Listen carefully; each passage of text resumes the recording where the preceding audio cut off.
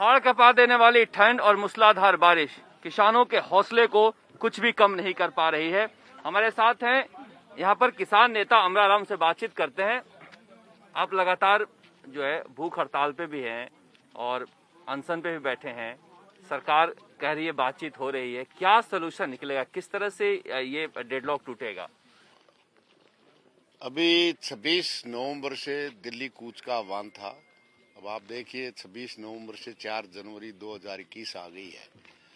न बर्फ जमाने वाली सर्दी किसान को डिगा सकती है, न मौसम मूसलाधार बरसात ओलावृष्टि डिगा सकती है, क्योंकि किसान मौसम का भी मुकाबला करता है और ऐसी जाहिल सरकार से भी मुकाबला कर रहा है। इस देश की सरकार ने जो 3 काले कानून पास किए और पूरे देश में इस किसान आंदोलन को जिस तरह से अपमानित देश के किसान को करने का इस देश के प्रधानमंत्री ने किया, बात समझ में आती थी। उनके सबऑर्डिनेट ये बातें कहते, ये किसान नहीं है, ये खालिस्तानी है, ये नक्सलवादी हैं, ये टुकड़े टुकड़े गैंग हैं, ये पाकिस्तान और चीन के समर्थन से। मैं समझता हूँ इससे ज्यादा इस देश के अन्नदाता को इससे बड़ा अपमान नहीं कर सकते। और ये आंदोलन अपने आप में अभूतपूर्व और ऐतिहासिक है। न केवल इस देश की बचाने के लिए आंदोलन है, जो काले कानूनों से न केवल किसान बर्बाद होगा बल्कि आम उपभोक्ता को लूटने का लाइसेंस है। और देश ही नहीं, विदेश में चाहे इंग्लैंड हो, अमेरिका हो, ऑस्ट्रेलिया हो, कनाडा हो, तमाम विश्व में भी जो अमन पसंद लोग हैं वो भी इस आंदोलन के समर्थन में अपना व्यू रख रहे हैं। अमराराम जी, ये देखने को आ रहा है कि जो वेतन भोगी समुदाय है इस देश का, वो एक कंफ्यूज है कि बीजेपी कह रही है कि बहुत अच्छा बिल है और किसान कह रहे हैं इसमें खराब है। वो तमाम अपने मंत्रियों को मैदान में उतार दिए हैं, तमाम बीजेपी के विधायकों को उतार दिए हैं समझाने के लिए कि कृषि बिल बहुत अच्छा है। तो ये जो किसान हैं वो आंदोलन कर रहे हैं, दूसरा एक वर्ग ऐसा है जो ये समझ रहा है क्या सचमुच का अच्छा तो कुछ नहीं है इस बिल में। ऐसा है, ये जब उन्हीं की नीतियों के है जो 91-92 में इस देश में उदारीकरण, निजीकरण और वैश्वीकरण की नीतियां लागू की गई थी। उस समय अखिल भारतीय किसान सभा इस देश का किसानों का संगठन था, जो कह रहा था इन नीतियों से कंपनियां देशी और विदेशी मालामाल होगा और इस देश का किसान तबाह होगा। और वो आज अगर आप इस अनुभव से देख सकते हो, आज एक भी देश का किसान संगठन नहीं बचा है, क्योंकि नीतियों के कारण ही पिछले 17 साल में 3.5 लाख किसानों ने आत्महत्या की है। अभी मोदी जी तो किसान की इस कर्जे नीतियों के कारण जो कर्जा हुआ है, और कर्जा इसलिए हुआ है, लागत बीज खाद डीजल अगर 92 से लेके आज तक देखोगे तो 7 से 8 गुना हुई है, और जो पहले भाव मिलता था वो आज नहीं मिलता है। इसलिए किसान ने अनुभव से सीखा है, इस देश के नौजवान ने सीखा है, क्योंकि सबसे बड़ी 45 साल की बेरोजगारी नीतियों की है। और काला कानून क्या, मोदी जी जिस तरह से झूठ बोलते हैं, क्या कह रहे हैं, एमएसपी थी, एमएसपी है, एमएसपी रहेगी। 2150 रुपए मोदी जी ने बाजरे की एमएसपी घोषित की है, 900 में किसान बेच रहा है। कह रहा अब आजाद हुआ, 15 अगस्त 47 को देश का किसान आजाद नहीं हुआ।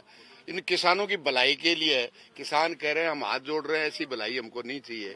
अभी हरियाणा में राजस्थान का किसान बाजरा नहीं बेच सकता, खट्टर कह रहा है ये अपराध है अगर राजस्थान का किसान। अमराराम जी, ये समझ में नहीं आता क्या मोदी विरोध और बीजेपी विरोध की वजह से हालत ऐसी हो गई है कि बहुत सारे जो किसान हैं बिहार के, उत्तर प्रदेश के, बंगाल के, वो पार्टी लाइन पे बट गए, वहाँ विरोध नहीं हो पा रहा है, जबकि पूरा का पूरा इलाका खेती का है। क्या लगता है आपको कि ये डिवाइड हो गया है? ऐसा है, सबसे बड़ी जीत तो ये है जो मोदी और आरएसएस जन्म से और सत्ता में आने के बाद पूरे देश की मेहनतकश जनता को हिंदू मुसलमान में धर्म के नाम से, जाति के नाम से, क्षेत्र के नाम से, भाषा के नाम से जो बांटने का काम कर रहा था, ये किसान आंदोलन सबसे बड़ी जीत है कि सबको एक किया है। जो हम नारा लगाते थे देश की जंगे आजादी में, इस भारत माँ के 4 सिपाही हिंदू मुस्लिम सिख ईसाई वो सब के सब एक है। और पूरा कश्मीर से कन्याकुमारी और नागालैंड से लेके गुजरात तक सब है। अभी इस कूच में जो दिल्ली के सराउंडिंग राज्य हैं उनको किया है, वो राजधानी में जिला हेडक्वार्टर, तहसील कहीं कमी नहीं है। अच्छा, ये आप जो ये इतनी ठंड होती है, बारिश होती है, इतनी भीड़ को कैसे नियंत्रित करते हो? क्या खाना पीना? भीड़ नहीं है, ये किसान और नौजवान है। नौजवानों को कैसे नियंत्रित भीड़ करते नहीं हैं? है, नियंत्रण स्व अनुशासन है, सबसे बड़ा अनुशासन है। और ये जो पड़ाव मोर्चा है, हमने तो 97 में 7 दिन का स्टेचू सर्किल पे दिया था। विधानसभा को 2000 में 4 घंटे तक घेरा था।